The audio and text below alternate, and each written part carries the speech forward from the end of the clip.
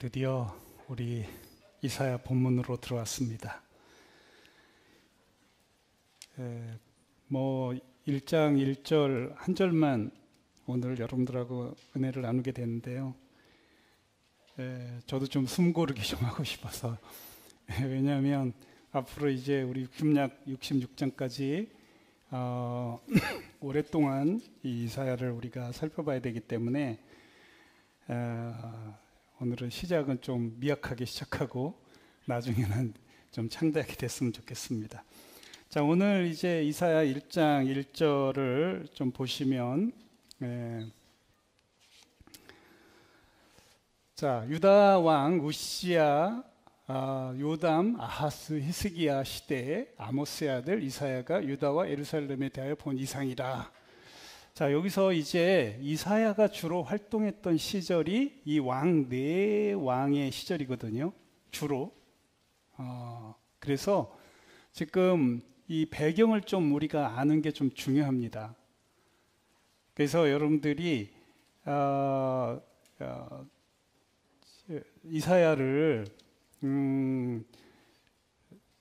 좀 읽고 있나요, 여러분들? 틈나는 대로 여러분들 읽으셔야 합니다. 그래서 많이 읽어도 잘 이해가 안 될 수 있기 때문에 더 여러분들 열심을 내주시고, 특별히 제가 여러분들에게 이 이사야가 활동했던 이 시절에 이 네 왕이 나오는데요. 이 네 왕 시절에 그 당시 상황들, 이런 것들을 잘 설명한 성경이 있습니다. 그래서 제가 이걸 소개해 드릴 테니까 참고를 해서 여러분들 읽으시면 되겠습니다. 열왕기하 15장에서 20장. 열왕기하 15장에서 20장까지 이 네 왕의 그 상황들, 또 이 네 왕들이 어떻게 했는지 이런 것들이 나옵니다. 그 다음에 요 열왕기하고 역대기가 약간 관점이 좀 다릅니다. 그래서 두 군데를 다 읽어보시는 게 좋겠습니다. 그래서 역대하는 26장부터 32장까지. 역대하 26장부터 32장까지. 자, 그래서 여기 보면 우리 열왕기는 비교적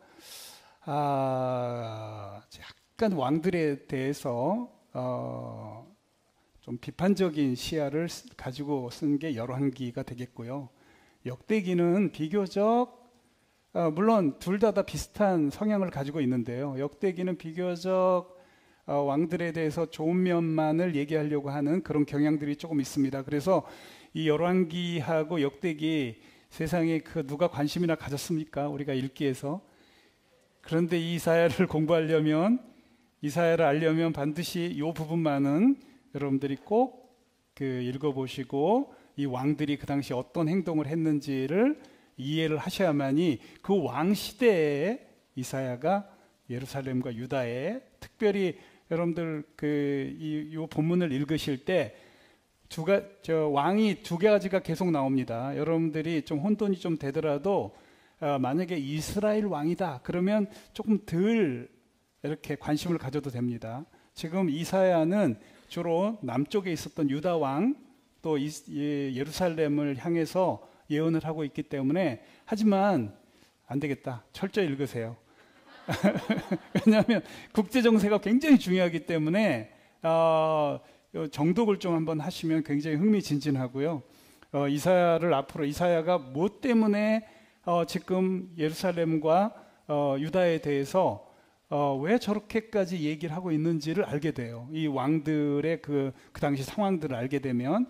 그래서 이거는 그럼 열왕기하고 역대기를 다시 공부를 해야 되기 때문에 제가 간략하게만 여러분들에게 소개를 할 테니까 그리고 또 이제 본문에 들어가면 이사야가 그 당시 상황들을 다시 한번 얘기하게 될 테니까, 그때 되면은 또 제가 열왕기하고 역대기를 좀 인용해서 그 당시 상황들을 좀 설명을 좀 하겠습니다.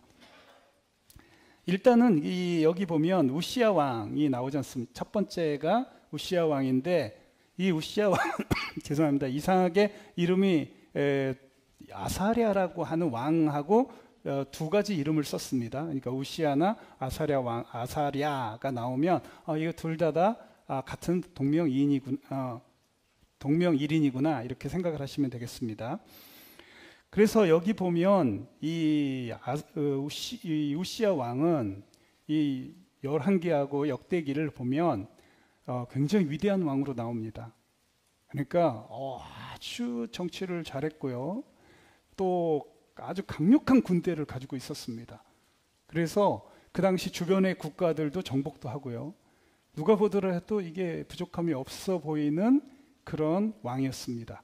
그런데 이 왕이 그렇게 엄청난 어떤 그 국민들의 그 환호와 백성들이 되게 좋아했는데 이 사람이 결정적으로 그리고 또 오랫동안 또 정치를 했어요. 52년간을 다스렸는데요. 상당히 제가 보기에도 좋은 왕이었는데 결정적으로 이분이 실수를 합니다. 거의 말년에 실수를 해서 원래 여러분들 정교가 이스라엘은 계속 이렇게 분리가 돼서 왔거든요. 그러니까 하나님에 대한 제사나 예배 이런 것들은 주로 제사장만 하게 돼 있습니다. 이건 모세의 법에서도 나옵니다. 그래서 함부로 그래서 사울도 마찬가지죠. 사울도 이게 하나님 앞에 제사를 지내야 되는 하나님 앞에 분향을 해야 이 분향이라고 하는 말은 제사를 지낸다는 말입니다. 이렇게 향기로운 제물을 드리는 것을 분향이라고 하는데 이 우시아 왕이 말년에 너무나 교만해져서 제사장 그러니까 다시 말하면 이 종교에 대한 이런 오늘날로 얘기하면 종교를 무시하는 행동을 한 거예요. 자기가 워낙에 치적이 괜찮으니까 뭐 자기가 제단에 가서 분향을 해도 되는 것처럼 생각을 한 거죠. 문둥병 걸렸습니다. 참 두려워해야 되는데 이 정치인들이 자기가 정치를 잘하고 또 사람들에게 비교적 좋은 평판을 받았을 때 그거를 마치 자기가 이 어떤 종교까지도 자기가 전부 다다 굉장히 이건 해서는 안 되는 겁니다. 우리가 믿고 있는 우리 하나님이 온 인류를 다스리시고 역사하시는데 이 기독교마저도 만약에 자기가 인기를 힘입어서 정치인이 기독교를 무시하고 그러면 굉장히 어렵습니다. 여기 우시아가 대표적인 사람입니다. 그래서 문둥병이 걸려서 참 안타까운 그런 결말을 맞습니다. 그래서 이제 문둥병이 걸리자 이 사람은 왕들의 묘실에 들어가지도 못해요. 죽어서도 그 옆에 묻힙니다. 참 그 왕들의 그 묘실에 들어가야 되는데 들어가지도 못하고 그렇게 되고요. 그리고 이제 문둥병이 걸리자마자 그 아들인 요담이 바로 왕위를 이어받아서 왕이 됩니다. 그래서 이 우시아가 살아있는 동안에 같이 존재를 합니다. 어쨌든 그런데 왕권을 상실한 우시아는 별궁에서 보내게 되고 왕궁에서 요담이 이제 다스리게 됩니다. 그런데 여기서 보면 이 우시아와 그 요담은 정치는 어느 정도 잘한 것 같았습니다만 그 당시 종교적인 문제, 특히 이 예루살렘과 유다는 철저하게 하나님 말씀으로 하나님 말씀이 정확하게 하나님 말씀대로 해야만이 되는 나라입니다. 왜? 선민이기 때문에 그리고 하나님의 자녀이고 백성이기 때문에 그런 의무를 가지고 있습니다. 여러분들 우리가 꼭 이렇게 생각을 해야 될 게 있습니다. 하나님의 자녀들인 우리들은 세상에서 생각하는 가치와 관점 이런 것들로부터 구별된 삶을 살아야 합니다. 그런데 이 두 왕은 그 당시 사람들이 되게 좋아하는 산당이라고 하는 오늘날로 얘기하면 무당 비슷한 그런 곳은 패하지 않았어요. 그래서 거기서 일어나는 폐해들이 어마어마했습니다. 그 가짜 샤먼들이 하나님의 이름을 팔아먹는 그런 가짜 샤먼들이 산당이라고 하는 산에다가 이렇게 건물을 지어놓고 이제 그곳에서 뭐 하나님의 음성을 들었다는 등, 뭐 예언을 한다는 등, 뭐 이런 사람들 때문에 굉장히 혼란스러운 그런 시대였다. 이렇게 생각하시면 되겠습니다.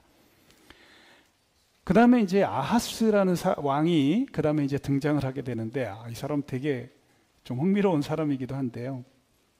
이 아하스는 그 당시 최악의 왕이라고도 합니다. 아하스 왕은 정말 정치도 너무 못했고, 어떤 국가를 잘 다스리지도 못했고, 특별히 이 사람은 이 왕은 국력이 너무너무 약화되는 그런 자기 나라를 잘 이렇게 국력을 이렇게 잘 강하게 해야 되는데도 불구하고 이 사람은 그러지 못했어요. 그래가지고 그 주변국들에게 계속 공격당해서 그냥 국가가 너무너무 어려워집니다. 포로로 잡혀가고 많은 백성들이 죽어요. 이 아하스라는 사람이 굉장히 무능했던 것 같습니다. 그런 측면으로 보면 백성들이 너무너무 힘들어해요. 그런데 그런 상황에서 이 사람은 그 대신 대세 감각은 좀 있었던 것 같습니다. 대세 감각이 있었는데 그게 뭐냐면, 이 사람이 어려움을 당하니까 어떤 행동을 했냐면 제가 잠깐 소개해 드렸을 거예요. 그 당시 그 패권 국가인 아수르가 강력한 힘을 가지고 막 그 성장하기 시작했습니다.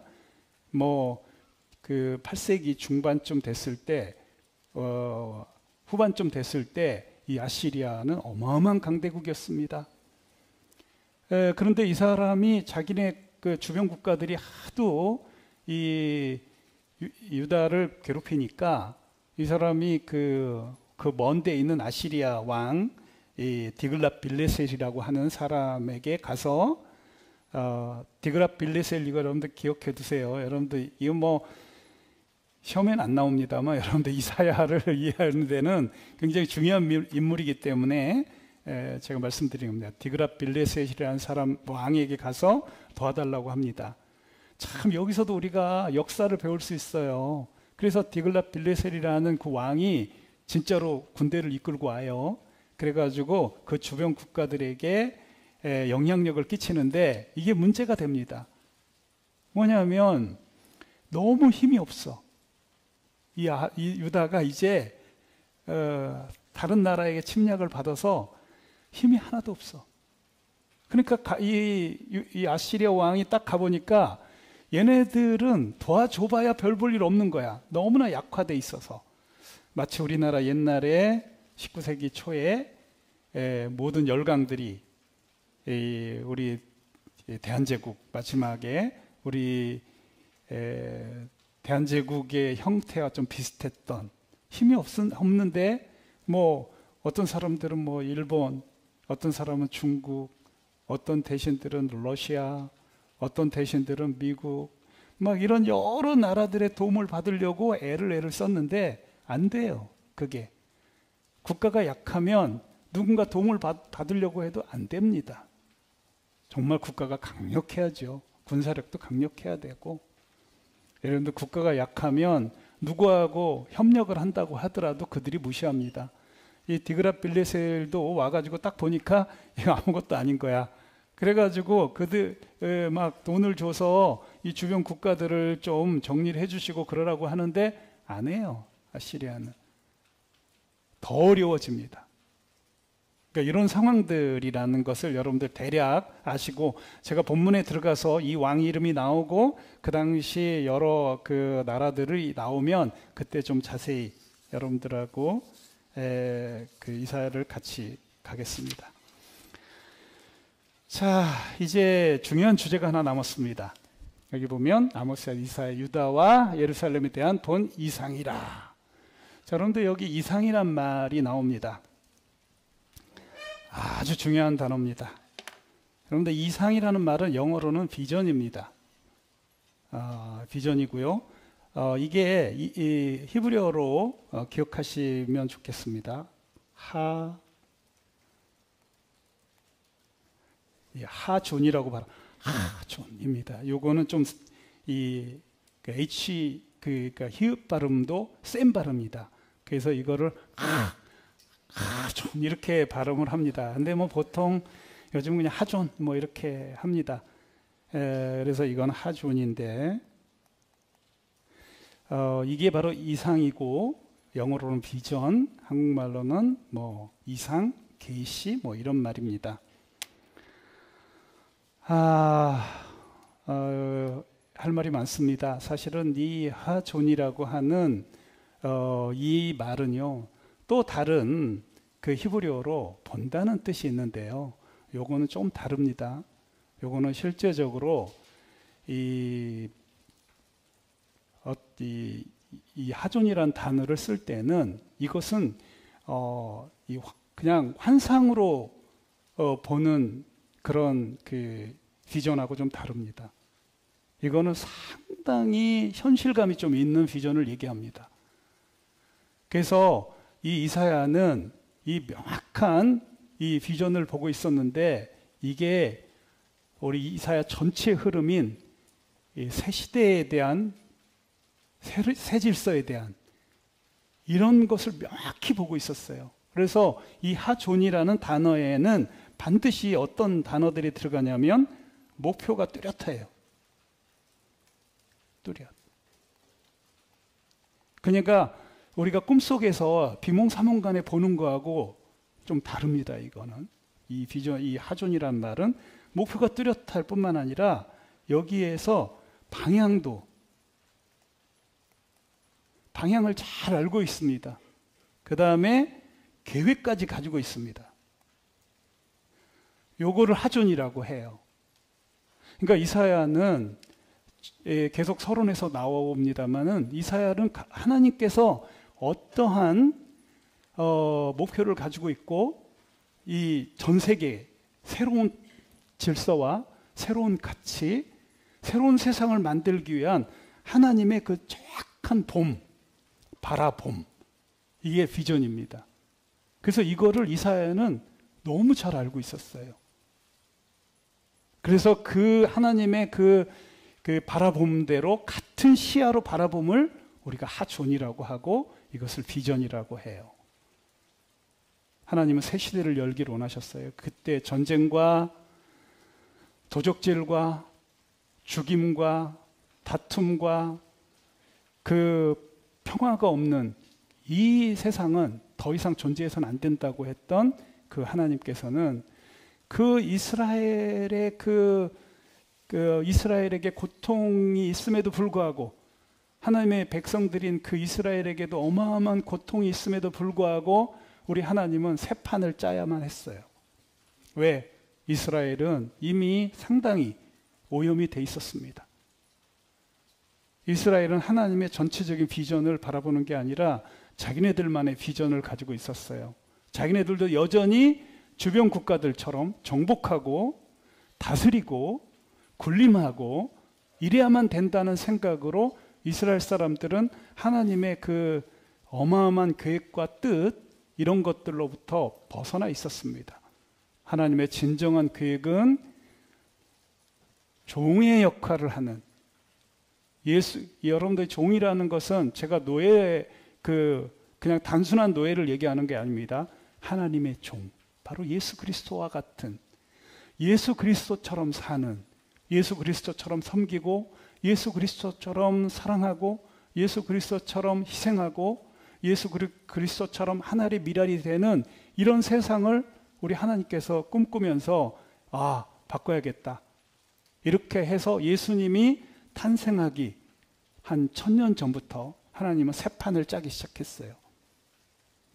그래서 아시리아가 등장하고 페르시아가 등장하고 나중에 바빌론이 등장하고 그 뒤에 여러분들 이 바톤을 이어받은 다니엘이 그 뒤에 보면 그들 뒤에 그 당시 강력한 알렉산더 대왕을 통한 그리스의 그 어마어마한 그런 대제국을 예언했고 로마 제국까지 예언을 한, 그래서 그 사이에서 바로 예수 그리스도가 탄생하도록, 이게 여러분들 하나님의 광대하심이에요. 나는 우리가 하나님을 믿는다고 하는 사람들이 하나님의 그 권능과 하나님의 그 능력을 깨닫지 못하면 그 하나님이 가지고 있는 비전에 우리가 같은 그 시야를 가지고 보지 못하면 여러분들 신앙생활하기, 제자의 길을 가기 쉽지 않아요. 예수님처럼 예수님 새 시대의 그 기준이 되시고 새 시대의 길이요 진리요 생명이신 그 예수님처럼 살기가 보통 어려운 게 아닙니다. 이사야가 가지고 있었던 이 비전, 또 예수님이, 우리 하나님이 가지고 있는 이 비전, 그래서 하나님께서 그 가지고 있는 비전을 이루신 예수님, 이런 것들을 우리가 잘 모르면 우리 신앙생활 하기 쉽지 않습니다. 물론 교회는 다닐 수 있습니다. 그런데 우리처럼 제자의 길을 가는 것은 굉장히 어렵습니다. 이런 이사야가 가지고 있었던 이런 놀라운 비전, 세상에 완전히 개벽을 해버리는 새하늘과 새 땅에 대한 비전을 가지고 있지 않으면 이 제자의 길을 가는 것은 굉장히 어렵습니다. 어렵습니다. 자, 그래서 우리 참고적으로 이 하박국을 잠깐 보겠습니다. 그럼 비전이 뭐냐? 하나님의 비전은 제가 설명을 했지만 하나님의 비전은 2장 14절입니다. 하박국. 이 하박국 1장 1절도 똑같이 시작합니다. 하박국이 본 이상이다. 근데 그거를 하박국에서는 묵시라고 표현합니다. 그래서 이 하조는 이 이상이라고도 하지만 묵시라고도 번역합니다. 그래서 묵시, 이상, 계시, 이런 식으로 사용되는 단어가 바로 하존입니다. 물론 요거 동사형은 하자인데요. 이건 여러분들 잘 모르셔도 되겠습니다.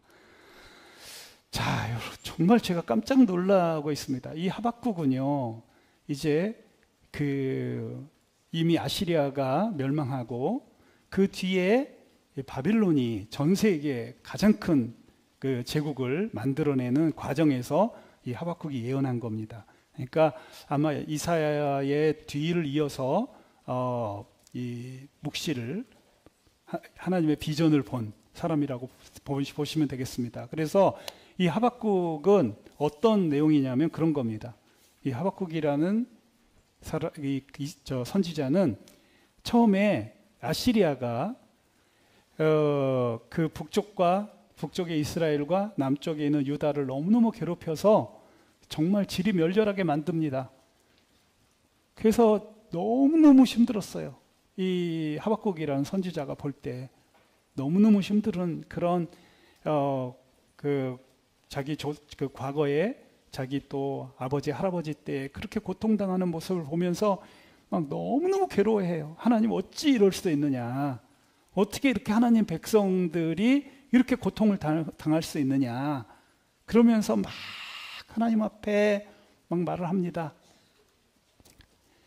그래서 이제 하나님께서 그 방법을, 이 아시리아를 내버려 두지 말기를 막 기도해요. 근데 그게 이루어집니다. 그래서 아시리아를 바빌론이 멸망을 시키죠. 그런데 또 문제가 있어. 뭐냐면 멸망을 시켰는데 이 또 바빌론이 가만두지 않는 거야. 여러분들 이스라엘을, 유다를 가만두지 않은 거야. 그래가지고 그것 때문에 또 막 하나님이 어떻게 이럴 수 있느냐고 막 따져. 그런데 하나님의 묵시가 탁 떨어지는데 바로 저거예요. 하나님의 계획은 그냥 근시안적으로 보면 이 이사야나 하박국이나 이런 사람들은 자기 민족이 하나님의 백성이기 때문에 절대로 고통당해서는 안 되고, 그 다음에 계속해서 어느 나라를 정복하고 막 주변의 나라들을 정복해서 다스리고 하는 다윗이나 솔로몬이나 여호수아 같은 그런 그 속에 빠져 있는 거예요. 이거는 여러분들 하나님의 원래부터 하나님은 그런 분 아니었어요. 하나님이 기본적인 하나님의 뜻은 평강, 평화, 모든 사람들이 더불어 협력하여 선을 이루는 그런 윈윈하는 이 세계가 우리 하나님이 가지고 있었던 기본적인 계획인데, 이 세속적인 그런 제국들이 생기면서 자기네들도, 이스라엘도 하나님의 말씀대로 사는 것이 아니라 자기네들도 다른 나라들처럼 정복하고 강대국을 이루고 싶어하는 그런 열망들로 가득 차 있는 이스라엘을 하나님이 그냥 둘 수가 없었어요. 자기 백성이라 할지라도 잘못된 비전을 가지고 있었던 거죠. 그래서 하나님께서는 너무나 안타깝게도 아시리아를 통해서 그 유다와 북이스라엘을 괴롭혔고, 게다가 그 이스라엘을 내버려 두면 안 되겠다 싶었던 것 같습니다. 그래서 바빌론이 공격을 해서 이스라엘이 붕 하고 붕괴가 돼버리죠. 물론 그 남아있는 사람들도 있었습니다만, 그래서 나중에 이스라엘 사람들이 다 그것을 깨닫고 바빌론 제국에서 돌아오면서 하나님의 뜻을 많이 알게 돼요. 하나님의 계획은 온 인류를 구원하는 것이다. 하나님의 뜻은 예수 그리스도를 통해서 온 인류를 구원하는 것이 하나님의 계획이구나. 이거를 이 하박국에게 보여준 게 바로 14절이에요. 14절. 대저물이 바다를 덮음같이 여호와의 영광을 인정하는 지식이 세상에 가득하는 거예요. 여호와, 우리 하나님의 뜻, 그분이 가지고 있는 그런 그 예수 그리스도와 같은, 예수 그리스도를 닮은 사람들이 그냥 전 세계에 쫙 퍼져서, 바다란 바다는 다 물에 덮여 있듯이 어디를 가든지 예수님처럼 살고, 예수님처럼 예수님 그 삶과 예수님의 행동과 예수님의 마음을 갖고 사는 사람들이 온 세계에 쫙 퍼지기를. 그래서 그것을 실현한 분이 예수님이시고, 그 예수님은 또 자기와 같이 살려고 집중적으로 제자를 삼으셨던 이런 비전들, 이거야말로 우리 하나님의 진정한 계획이고 뜻이다. 그러면서 여러분들 하박국 그 하반절에 뭐라고 되어 있습니까? 이제 마지막에, 그래서 하박국이 그걸 깨달아요. 예. 우리 너무나 많은 사람들이 좋아하는 구절이죠. 바로 16절부터 19절까지 너무나 사랑하는, 이런 걸 고백을 하는 거예요. 이 하박국이, 자기네 민족주의로 가득 차 있었던 그 하박국이, 이게 하나님의 계획은 정말로 다른 제국처럼 이 세상에서 정복하고 빼앗고 그냥 사람들 집 밟고 이런 그게 아니라, 하나님이 진정한 우리가 어떤 삶을 살기를 원하시는지를, 자, 내가 들렸으므로 내 창자가 흔들렸고 그 목소리로 인하여 내 입술이 떨렸도다. 무리가 우리를 치러 올라오는 한날난에 내가 기다림으로 내 뼈에 썩이는 것이 들어왔으며 내 몸은 내 처소에서 떨리는도다 하면서, 그게 무슨 말이냐면, 그냥 옛날에 우리 동요, 기찻길 옆 오막살이 아기아기 잘 드잔다. 어떤 나라와 무슨 일이 벌어지더라도 우리 믿는 자들이 가지고 있는 하나님의 계획과 뜻, 비전은 뭐냐? 비록 무화과나무가 무성치 못하며 포도나무에 열매가 없으며 감람나무에 소출이 없으며 밭에 식물이 없으며 우리의 양이 없으며 외양간에 소가 없을지라도 나는 여호와를 인하여 즐거워하며 나의 구원의 하나님을 인하여 기뻐하리로다. 주 여호와는 나의 힘이시라. 나의 발을 사슴과 같이 하사 나로 나의 높은 곳에 다니게 하시리로다. 이 노래는 영장을 이렇게, 자기는 그런 중요한 것이 뭐냐, 세상이 뒤집히고 압제를 당하고 무슨 일이 벌어진다 할지라도 하나님의 계획은, 하나님의 그 영광스러운 그 예수 그리스도를 닮은 그 삶, 예수님 하나님 한 분으로 만족하는 삶, 하나님 그 계획대로 누가 뭐라고 하더라도 예수님처럼 살아가는 그 삶, 하나님의 뜻대로 살아가는 삶. 여러분들, 우리나라가 우리 일제시대에 여러분들 진짜 어려웠지 않습니까? 그런데도 불구하고 그때 많은 크리스천들이 말씀대로 살았어요. 그래서 존경의 대상이 됐어요. 존경의 대상이 됐습니다. 그리고 여러분 3.1절 때도 말씀대로 살아가는 그들의 대부분이 크리스천들이었고 반 이상이 굉장히 존경의 대상이 됐습니다. 그런 겁니다. 나라가 어떻게 되든 간에 여러분들 그 아시리아를 통해서 바벨론을 통해서 아무리 고통을 당한다 할지라도 하나님은 새 판을 짜기 위해서 무슨 일이 있더라도 누군가는 예수 그리스도처럼 살아가야 해요. 누군가는 예수 그리스도처럼 살아가야 돼요. 누군가는 예수 그리스도의 제자처럼 살아가야 해요. 그게 우리 하나님의 새로운 질서예요. 감동입니다. 그래서 우리는 이러한 뚜렷한 목표를 가지고 이 이사야가 본 이사야의 그 비전에 맞는 그런 삶들을 꾸준히 우리가 준행하고 달려가야 되죠. 자, 그런데 보겠습니다. 이거하고 똑같은 단어를 쓰고 있는 잠언 29장 18, 19절을 보겠습니다.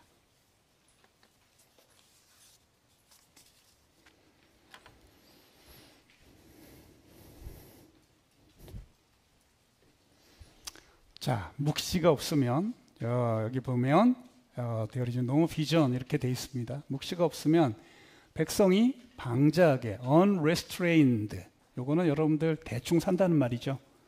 어떤 restrain이라는 말은 여러분들 어떤 절제된 삶, 계획된 삶 뭐 이런 걸 얘기합니다.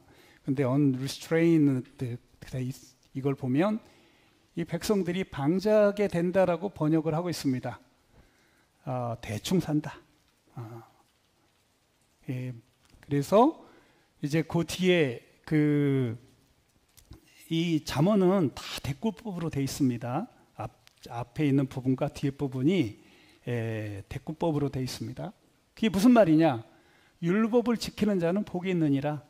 말씀대로 안 산다는 거죠. 세상 가치대로 살아요.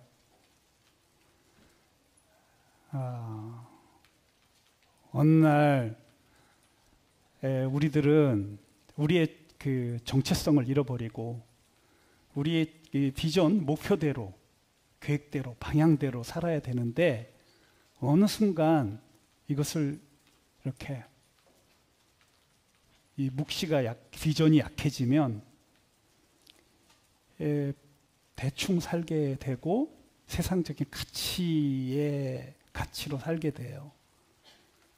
오늘날 여러분들 오늘날의 이 최고의 가치는 돈인 것 같습니다.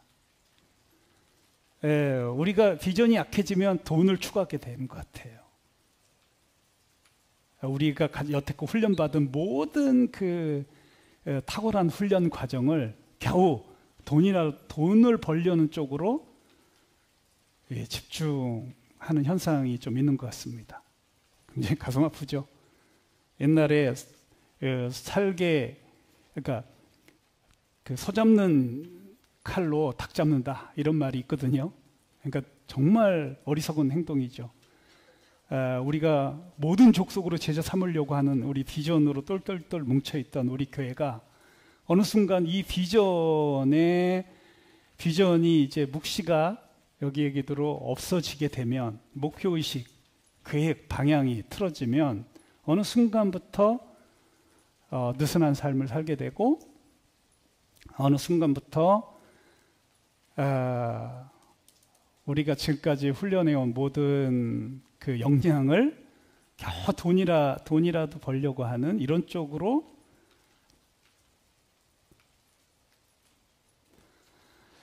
참 슬픈 일이죠. 근데 뭐 어떻게 하겠습니까? 그래도 돈이라도 잘 벌기를 바랍니다. 뭐 여러분들 물론 그래서 그것이 궁극적으로 또 돈을 잘 벌어서 우리 비전, 모든 족속으로 제자 삼고 예수님을 닮는 이런 비전에 활용된다면 뭐 그보다 더 좋을 수는 없겠죠. 여러분들 이 뒤에 이것도 또 가슴 아픈 얘기입니다. 종은 말로만 하면 고치지 아니하나니 이는 그가 알고도 청종치 아니함이라. 여러분들 이 종에 대해서 여러분들이 착각을 하시면 안 됩니다. 여러분들 이 성경에 나오는 이 종은 굉장히 지위가 높은 종입니다. 이게 그 잠언 17장에 보면 여러분들 이 종도 언제든지 자기 아들과 대치할 수 있었어요. 그 당시 자기 아들이 개망나이잖아요. 자기 아들이 자기 아버지의 유업을 잊지 않고 제멋대로 아버지는 가지고 있는 비전에 맞지 않으면 그 종이 만약에 그 아버지 자기 그 주인의 비전에 맞으면 바로 아들하고 대체를 했어요. 그러니까 여러분들 여기 있는 이 종은 그냥 뭐 오해하지 마시기 바랍니다. 여기 종은 거의 그 당시에는 그 누가 진짜 자기 후계자냐 했을 때 종도 후계자가 얼마든지 될 수 있었어요. 신분이 종이었는데도 불구하고 그 자녀가 만약에 자녀라는 사람이 제대로 아버지가 가지고 있는 뜻에 반하는 삶을 살게 되면 여러분들 가차없이 유대인들은 그 아들의 모든 그 유산을 종에게 줬습니다. 여러분 아브라함도 그랬죠. 아브라함도 처음에 자기가 길리운 엘리에셀에게 모든 것을 줄까요라고 얘기해요. 이삭이 태어나기 전에. 여러분들 이게 그 유대인들이 가지고 있는 이 성경에서 가지고 있는 이 종이라는 것 자체는 우리가 생각할 때 종하고 완전히 달라요. 그래서 예수 그리스도도 자기가 실제로 종의 형체로 왔다고 해요. 이 종이라는 것은 여러분들 결코 나쁜 의미가 아닌데 이것을 여러분들이 우리가 예수님 우리 주인이시고 우리는 그분의 종이라는 사실, 그분의 종이라는 사실이 얼마나 영광스러운지를 알아야 되는데 이것을 성경의 전반을 모르는 사람들은 굉장히 오해를 하는 것 같습니다. 참 안타까운 일이에요. 그래서 여기 뒤에 보면 그 종은 말로만 하면 고치지 아니하나니 이는 그가 알고도 청종치 아니함이라. 여러분들 이 비전이 너무나 뚜렷했어요. 근데 아들도 엉뚱한 짓을 하고 종마저도 엉뚱한 짓을 하는 거예요. 굉장히 비참한 상황이죠. 하나님께서는 지금도 저는 이제 요즘 주기도문을 자주 기도합니다. 하나님은 지금도요 무슨 뜻을 가지고 계시냐면 하늘에 계신 우리 아버지 그 이름이 거룩함을 받으시오며 그 뜻이 하늘에서 이룬 것 같이 땅에서도 이루어지다. 그 뜻이 바로 비전이에요. 하나님의 비전은 정말 세계 방방곡곡에 그 하나님의 진정한 뜻과 계획이 그 예수님이 중심이 되고 예수님이 완전 모델이 된 그 삶을 하나님은 지금도 꿈꾸고 계시고 예전에도 꿈꾸고 계셨어요. 근데 그거를 누군가는 그 뜻이 하늘에서 이룬 것처럼 땅에서도 이루어져야 되는 거죠. 그래서 이사야가 여러분들 그 39장부터 53장까지 예수 그리스도가 짜잔하고 드러나시고 그 예수님의 그 유지를 이어받은 그 제자들이 54장부터 마지막을 장식을 하는 겁니다.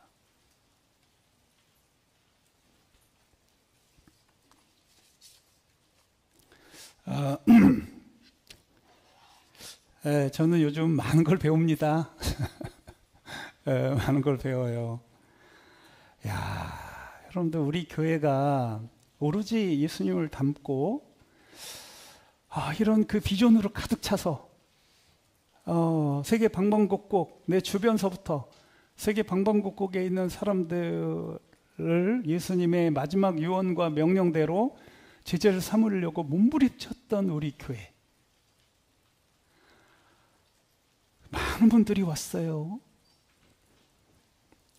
근데 저는 지금도 조금 여러분들 이해가 좀 안 돼요. 저도 이 비전에 사로잡혀 있었더라면 이 비전이 가장 소중하고 이것이 가장 가치 있고 이것을 위해서 우리가 젊음을 불살았다면 어떻게 한순간 그걸 버릴 수 있죠? 한순간. 저는 그런 생각이 들어요. 야, 이게 비전에 사로잡히지 않았었구나. 그러니까 우리 교회를 딱 오게 되면 무조건 예수님을 닮는다. 모든 족속으로 제자 삼는다. 이게 우리 교회 비전이고 우리 교회 모든 것인데, 이런 그 비전에 좀 다른 비전을 가지고 있었던 게 아닌가라는 생각을 해봐요. 왜냐하면 모르겠어요. 저는 지금 이런 우리의 비전이 달라서, 이런 비전이 다르면 얼마든지 여러분들 서로 길을 가다가도, 여러분들 우리 산행을 하다가도 이 방향, 여러분들 비전 아까 방향이라고 했는데, 방향이 다르면 같이 잘 얘기하고 가다가도 여러분들 나는 토끼봉으로 갑니다. 나는 저기 이쪽 천왕봉으로 갑니다. 그러면 거기서 이렇게 흩어져서 가는 거예요. 이거는 이 비전의 문제지 않습니까? 여러분들 기도해 주세요. 우리가 저는 그런 생각을 합니다. 지금 남아있는 또 어떤 분들은 왜 나가는 분들을 안 잡냐? 여러분들 어떻게 토끼봉으로 가겠다는 사람을 어떻게 잡아? 우린 지금 천왕봉으로 가려고 하는데 토끼봉으로 가려는 방향을 잡은 사람들이 있어요. 어떻게 잡아? 나보기가 역겨워 가실 때는 고이 보내드리오리다.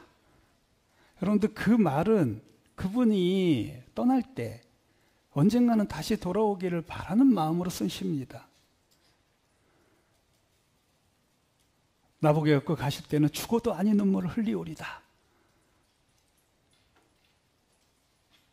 진달래꽃을 내가 뿌려놓을 테니까 사뿐히 지려밟고 가시옵소서. 여러분들 이게 비전이 같아야만이 같은 방향으로 끝까지 가게 돼 있습니다. 원래 이 목표가 같아야 돼. 방향도 같아야 돼. 계획도 같아야 돼. 그래야지 함께 할 수 있는 거예요.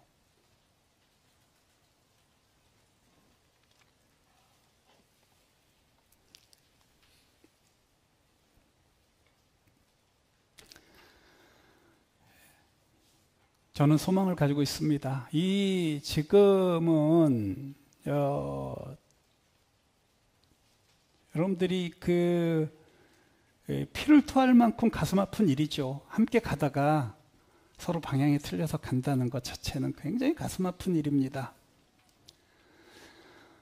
늘 저도 피를 토하는 심정으로 기도합니다. 그분들이 어디를 가든지 우리 예수 그리스도의 가장 강력한 지상 최대 명령을 계속 이루시는 계기가 되도록, 어디를 가시든지 늘 전도하고 제자 삼고 또 말씀에 창념하고, 우리 목표가 우리 아버지 하나님의 그 계획대로, 비전대로 예수 그리스도의 계절이 오고 예수님 닮은 사람 제자들이 그냥 전 세계 방방곡곡 퍼지는 이 비전을 이룰 수만 있다면 이 헤어짐도 유익한 거예요. 어떤 측면으로는 더 많은 분들이 퍼질 수 있으니까, 우리 교회에 모였던 분들이. 그리고 앞으로 저희 교회는 그럴 거예요. 저희 기도 제목이에요. 우리 교회 할 수만 있으면 많은 분들이 전 세계로 퍼져나가기를 기도하고 있습니다. 그래야지 성경대로 모든 족속으로 제자를 삼는 것이죠. 이 비전이 이끄는 삶입니다. 우리가 비전이 같아야지만이 함께 할 수 있고, 비전이 같아야만이 서로 사랑할 수 있고, 비전이 같아야만이 서로 허물을 덮어주고,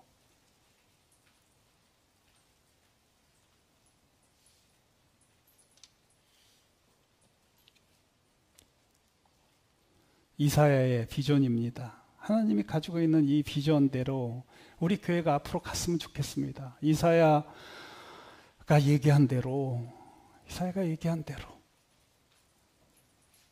하나님께서 새 판을 짜고 싶어 한다. 그러니까 사랑하는 이스라엘, 너희들도 내가 사랑하지만 너희도 새 판에 동참해라. 예수 그리스도 하나님의 종, 모든 인류를 섬기기 위해서 오신 예수님, 모든 인류를 구원하시기 위해서 기꺼이 희생한 그 예수님과 같은 그런 많은 사람들이 가득 찬 세계를 꿈꾸시는 하나님의 뜻이 이 땅에 이루어지길 원하셔서 먼저 예수님을 보내셨고, 또 예수님이 제자들을 키우셨고, 그 제자들이 로마 제국을 뒤엎어버렸지 않습니까? 그 여러분들, 그 후손들이 지금 전 세계를 뒤엎었어요. 예, 오늘 이사야가 본 그 비전에 여러분들도 똑같은 비전을 가지고 계십니까? 여러분들 생각해 보세요. 어떻게 사회가 변해야 되는지. 예수님 같은 사람이, 예수님의 제자 같은 분들이 많을수록 이 사회는 가장 이상적인 우리 하나님의 뜻을 이루어가고 있는 겁니다. 이게 여러분들 거창하다고 생각지 마십시오. 우리가 서로 여러분들 교회는 그래서 장점이 있습니다. 교회는 한 사람이 하는 게 아니에요. 여러분들과 우리가 예수 그리스도의 몸의 지체예요. 지체. 우리 한 사람이 어떻게 예수님을 닮아갈 수 있겠어요? 우리 모두가 다 예수님을 닮아가는 거예요. 우리가 하나 돼서 같은 방향으로 예수를 믿는 것과 아는 것에 하나가 돼서 나가다 보면 우린 강력한 그런 예수 그리스도의 형상을 이루게 되는 거죠. 그래서 여러분들 두려워하지 마세요. 나 혼자 어떻게, 아니에요. 혼자 못해요. 저도 절대 못해요, 혼자. 여러분들이 저를 위해서 기도하고 저희 부족한 부분들을 채워주고, 또 저도 여러분들을 위해서 기도하고 여러분들의 부족한 부분들을 채워주고 해가지고 예수 그리스도의 형상이 딱 완성이 되는 거예요. 우리 다 같이 갑시다, 우리. 이 우리 아버지의 뜻을 좀 이루어드리고 싶지 않아요? 저는 주기도문 외울 때마다 뜻이 하늘에서 이룬 것처럼 땅에서 이루어지는데 나는 작은 역할이라도 좀 하고 싶은 거예요. 우리 지난주에도 얘기했다시피 언젠가 우리 교회에서 예수 그리스도를 닮은 사람들이 많이 우후죽순 일어나서 우리 교회가 정말 전 세계에서 많은 우리들의 또 다른 제자들이 우리 한국에 와서 수련회 할 수 있는 그런 날, 우리 이거 꿈꾸면 안 되나요, 이거? 대답이 없으시네.